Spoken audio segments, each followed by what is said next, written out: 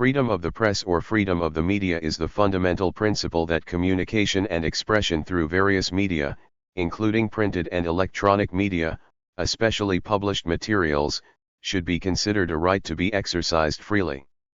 Such freedom implies the absence of interference from an overreaching state. Its preservation may be sought through the Constitution or other legal protection and security.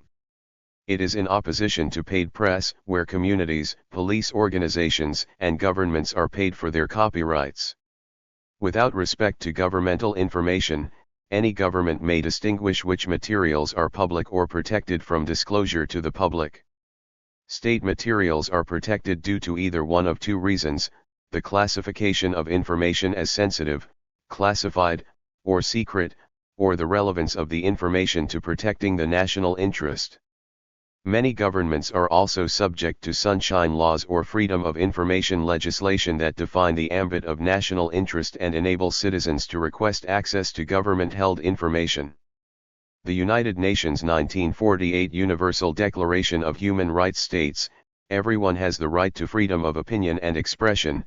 This right includes freedom to hold opinions without interference, and to seek, receive, and impart information and ideas through any media regardless of frontiers." 1. This philosophy is usually accompanied by legislation ensuring various degrees of freedom of scientific research, known as scientific freedom, publishing, and the press.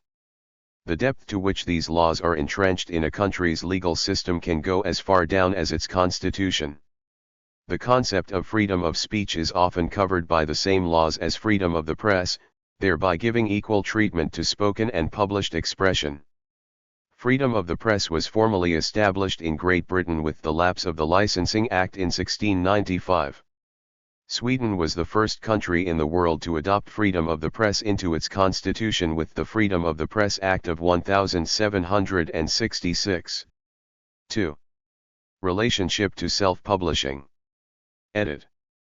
Freedom of the press is not construed as an absence of interference by outside entities, such as a government or religious organization, but rather as a right for authors to have their works published by other people. This idea was famously summarized by the 20th-century American journalist, A.J. Liebling, who wrote, "Freedom of the press is guaranteed only to those who own one." Freedom of the press gives the printer or publisher exclusive control over what the publisher chooses to publish, including the right to refuse to print anything for any reason. If the author cannot reach a voluntary agreement with the publisher to produce the author's work, then the author must turn to self-publishing. Beyond legal definitions, several non-governmental organizations use other criteria to judge the level of press freedom worldwide. Some create subjective lists, while others are based on quantitative data.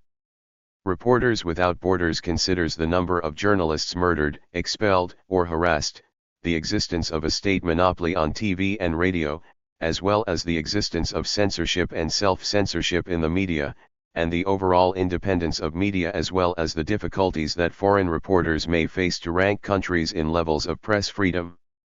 The Committee to Protect Journalists, CPJ, systematically tracks the number of journalists killed and imprisoned in reprisal for their work. It says it uses the tools of journalism to help journalists by tracking press freedom issues through independent research, fact-finding missions, and a network of foreign correspondents, including local working journalists in countries worldwide. CPJ shares information on breaking cases with other press freedom organizations worldwide through the International Freedom of Expression Exchange, a global network of more than 119 free expression organizations. CPJ also tracks impunity in cases of journalist murders. CPJ staff applies strict criteria for each case. Researchers independently investigate and verify the circumstances behind each death or imprisonment. Freedom House studies the more general political and economic environments of each nation in order to determine whether relationships of dependence exist that limit in practice the level of press freedom that might exist in theory. Panels of experts assess the press freedom score and draft each country's summary according to a weighted scoring system that analyzes the political, economic, legal and safety situation for journalists based on a 100-point scale. It then categorizes countries as having a free, partly free, or not free press. Each year, the Committee to Protect Journalists produces a comprehensive list of all working journalists killed in relation to their employment, including profiles of each deceased journalist within an exhaustive database, and an annual census of incarcerated journalists, as of midnight, December 1. The year 2017 reported record findings of jailed journalists, reaching 262. Turkey, China, and Egypt account for more than half of all global journalists jailed. As per a 2019 special report by the Committee to Protect Journalists, approximately 25 journalists were murdered on duty in 2019. The figure is claimed to be the lowest since 2002, a year in which at least 21 journalists were killed while they were reporting from the field. Meanwhile, Reporters Without Borders, RSF, reported 49 killings, the lowest since 2003, when almost 36 journalists were killed. Leading press watchdogs fear persisting danger for the life of journalists. The drop in the murder of in-field journalists came across during the global attention on the issue of impunity in journalist murders, focusing on the assassination of Saudi journalist Jamal Khashoggi in October 2018 and Daphne Caruana Galizia, a Maltese blogger, in October 2017. Every year, Reporters Without Borders establishes a subjective ranking of countries in terms of their freedom of the press. The Press Freedom Index list is based on responses to surveys sent to journalists that are members of partner organizations of the RWB, as well as related specialists such as researchers, jurists, and human rights activists. The survey asks questions about direct attacks on journalists and the media and other indirect sources of pressure against the free press, such as non-governmental groups. In 2022, the 8 countries with the most press freedom are, in order, Norway, Denmark, Sweden, Estonia, Finland, Ireland, Portugal, and Costa Rica. The 10 countries with the least press freedom are, in order, North Korea, Eritrea, Iran, Turkmenistan, Myanmar, China, Vietnam, Cuba, Iraq, and Syria. Freedom of the Press is a yearly report by the US-based nonprofit organization Freedom House. It is known to subjectively measure the level of freedom and editorial independence that is enjoyed by the press in every nation and significant disputed territories around the world. Levels of freedom are scored on a scale from 1, most free, to 100, least free. Depending on the basics, the nations are then classified in 3 types: 1. Free; 2. Partly free; 3. Not free. A free and independent press has been theorized to be a key mechanism of a functioning, healthy democracy. In the absence of censorship, journalism exists as a watchdog of private and government action, providing information to maintain an informed citizenry of voters. In this perspective, government efforts to influence published or broadcasted news content, either via media control or by inducing self-censorship, represent a threat to the access of important and necessary information to the public and affect the quality of democracy. An independent press serves to increase political knowledge, participation, and voter turnout, acting as an essential driver of civic participation. Central, Northern, and Western Europe have a long tradition of freedom of speech, including freedom of the press, which yet exists in the 18th century and in the 19th century. After World War II, Hugh Bailey, the president of the United Press Wire Service based in the U.S., promoted freedom of news dissemination. In 1944, he called for an open system of news sources and transmission, and a minimum of government regulation of the news. His proposals were aired at the Geneva Conference on Freedom of Information in 1948 but were blocked by the Soviets and the French. Since 1950, the European Convention on Human Rights includes Article 10 related to freedom of expression, which applies to member states of the Council of Europe. Media freedom is a fundamental right that applies to all member states of the European Union and its citizens, as defined in the EU Charter of Fundamental Rights, since 2000, as well as the European Convention on Human Rights, since 1950. Within the EU enlargement process, guaranteeing media freedom is named a key indicator of a country's readiness to become part of the EU. According to the New York Times, Britain has a long tradition of a free, inquisitive press, but unlike the United States, Britain has no constitutional guarantee of press freedom. Freedom of the press was established in Great Britain in 1695, with Alan Rusbridger, former editor of The Guardian, stating, "When people talk about licensing journalists or newspapers, the instinct should be to refer them to history. Read about how licensing of the press in Britain was abolished in 1695. Remember how the freedoms won here became a model for much of the rest of the world, and be conscious of how the world still watches us to see how we protect those freedoms." Until 1694, Great Britain had an elaborate system of licensing. The most recent was seen in the Licensing of the Press Act, 1662. No publication was allowed without the accompaniment of a government-granted license. 50 years earlier, at a time of civil war, John Milton wrote his pamphlet Areopagitica, 1644. In this work Milton argued forcefully against this form of government censorship and parroted the idea, writing, "When as debtors and delinquents may walk abroad without a keeper, but inoffensive books must not stir forth without a visible jailer in their title." Although at the time it did little to halt the practice of licensing, it would be viewed later a significant milestone as one of the most eloquent defenses of press freedom. Milton's central argument was that the individual is capable of using reason and distinguishing right from wrong, and good from bad. In order to be able to exercise this ration right, the individual must have unlimited access to the ideas of his fellow men in a free and open encounter.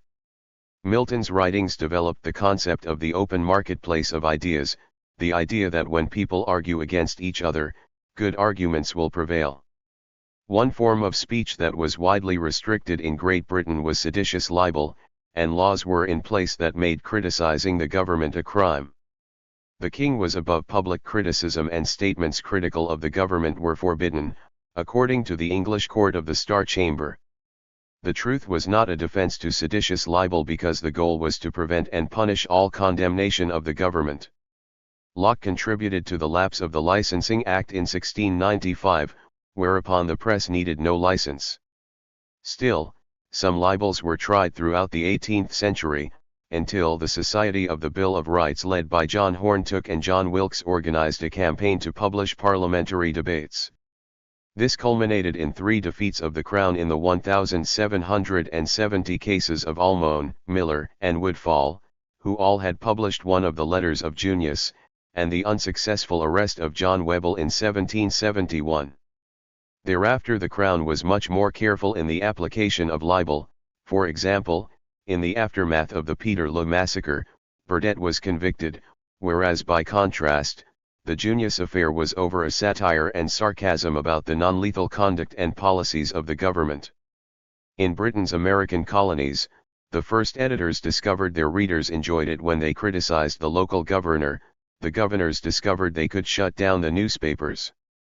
The most dramatic confrontation came in New York in 1734, where the governor brought John Peter Zenger to trial for criminal libel after the publication of satirical attacks.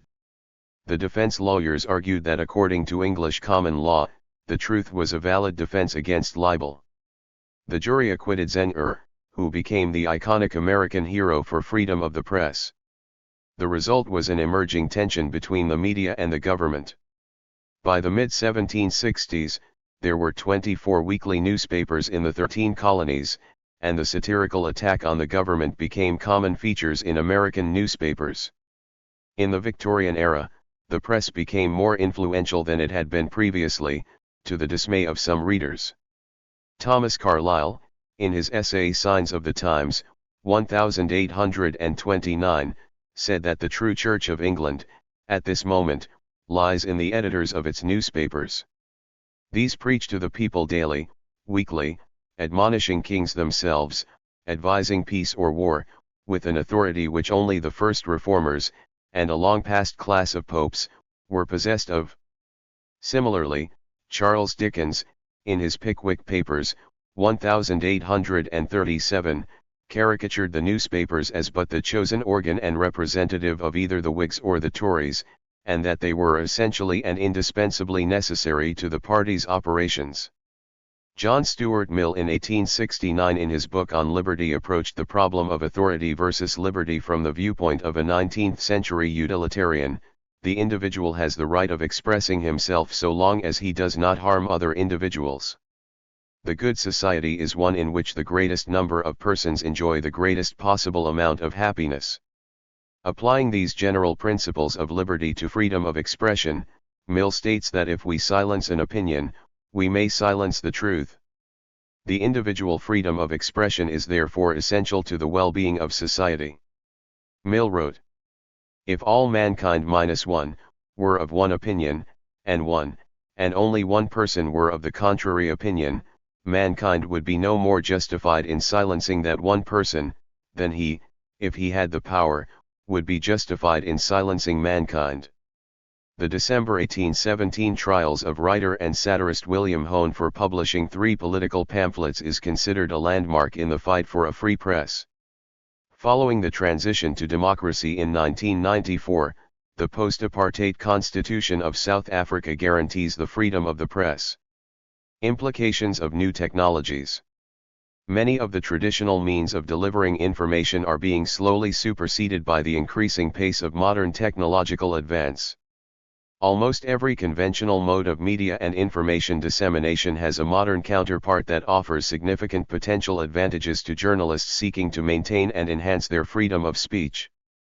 A few simple examples of such phenomena include satellite television versus terrestrial television.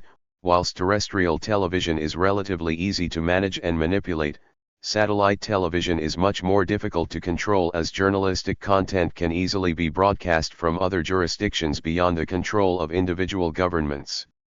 An example of this in the Middle East is the satellite broadcaster Al Jazeera. This Arabic-language media channel operates out of Qatar, whose government is relatively liberal compared to many of its neighboring states. As such, its views and content are often problematic to a number of governments in the region and beyond.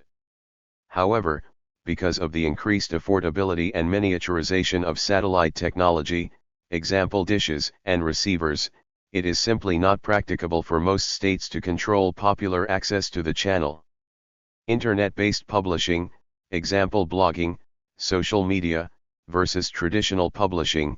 Traditional magazines and newspapers rely on physical resources, example offices, printing presses, that can easily be targeted and forced to close down. Internet-based publishing systems can be run using ubiquitous and inexpensive equipment and can operate from any global jurisdiction. Nations and organizations are increasingly resorting to legal measures to take control of online publications, using national security, anti-terror measures, and copyright laws to issue takedown notices and restrict opposition speech. Internet, anonymity software, and strong cryptography. In addition to Internet-based publishing, the Internet, in combination with anonymity software such as Tor and cryptography, allows for sources to remain anonymous and sustain confidentiality while delivering information to or securely communicating with journalists anywhere in the world in an instant, e.g. Secure Drop, WikiLeaks. Voice over Internet Protocol, VoIP, versus conventional telephony.